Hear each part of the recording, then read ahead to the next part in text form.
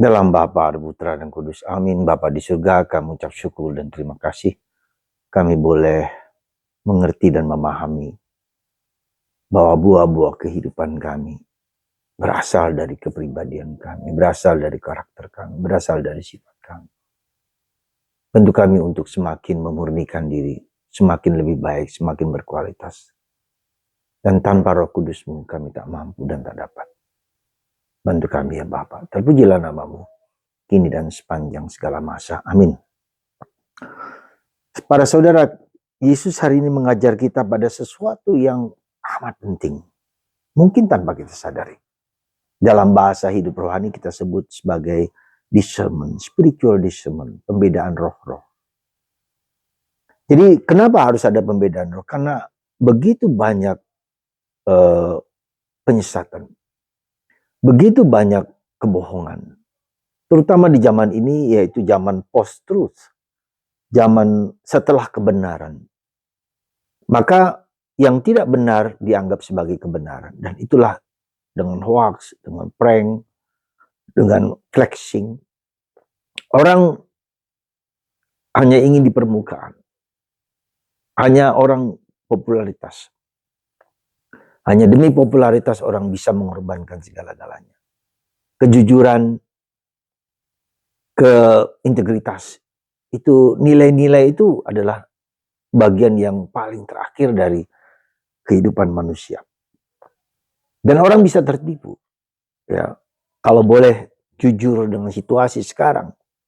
Orang terpesona dengan hal yang kelihatannya mengagumkan, yang indah, yang mulia, tetapi dibangun atas dasar yang tidak kokoh.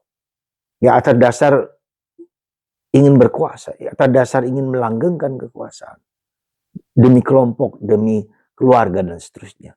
Dan akibatnya mulai runtuh, mulai kelihatan buah-buah yang tidak bagus, tidak jelek, tidak tidak langgeng di mana-mana karena hanya demi untuk mendapatkan suatu prestise, legitimasi, atau mendapatkan sesuatu yang nampaknya menyenangkan. Maka itu saudaraku terkasih, mari kita belajar. Dan itu juga di dalam dunia medsos ya. Beberapa hari yang lalu, beberapa waktu yang lalu, saya mendengar dan bagaimana tentang orang yang katanya demon, iblis yang bisa bertobat. Ya, jadi ini dibohongi, iblis itu punya sifat manipulatif, berbohong, menipu.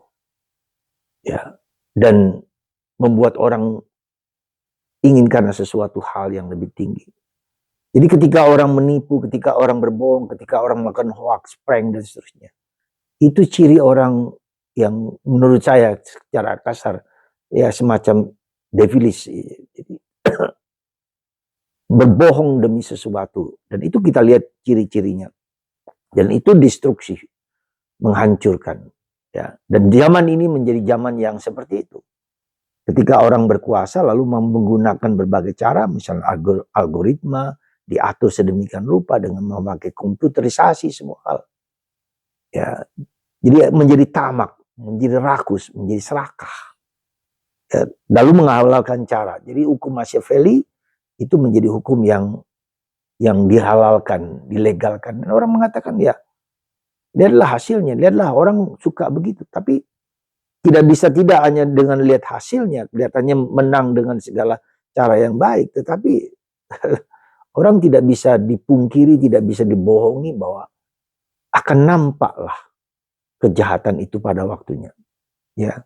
Jadi ada peribahasa yang selalu mengatakan pada waktunya, pada akhirnya buah-buahnya akan nampak. Dari buah-buahnya kita bisa melihat apa yang sesungguhnya terjadi. Dan persis dikatakan Yesus, kalau pohon yang baik, pasti dia akan menghasilkan buah yang baik. Kalau pohon yang tidak baik, tidak mungkin menghasilkan buah yang baik. Dan itu maka itu berkaitan dengan karakter, dengan kepribadian, dengan sifat-sifat yang melekat dalam diri orang itu. Dan tidak bisa, nampaknya tidak bisa dibohongi pada semakin lama semakin jelas. Nah itulah, maka mari saudaraku terkasih, sekali lagi di tengah segala zaman post-truth, yang zaman kebohongan, zaman setelah kebenaran menjadi kebohongan, ini menjadi kebenaran, pada waktunya akan hancur lebur. Bahkan ada orang menyebut bahwa zaman ini adalah zaman di mana mulai nampak kekuatan Dajjal, kekuatan Lucifer, yang di mana-mana orang menunjukkan hal-hal yang tersebut, ya, hal-hal yang negatif itu. Ya, meski nampaknya kelihatan baik. Ya, dan itulah pentingnya bagi kita discernment, kepekaan, ketajaman. Dan bagaimana kita discernment? Ya, kita jangan mudah percaya pada sesuatu yang nampaknya baik. Kita harus bersifat kritis, kita harus bersifat skeptis dengan segala sesuatu, apakah benar atau tidak, dan kita uji dengan berbagai macam pertimbangan dan mungkin pertanyaan, mungkin diskusi dengan orang lain dan melihat mana yang sebetulnya sesungguhnya terjadi dan kebenaran. Karena kebenaranlah yang pada akhirnya diperhitungkan oleh Tuhan. Ya, ketidakbenaran akan berbohong, akan mengakibatkan kita menjadi jatuh. Ya, menjadi pada waktunya akan jatuh. Ya, sekali lagi pada waktunya akan jatuh. Meskipun nampaknya sekarang tidak demikian.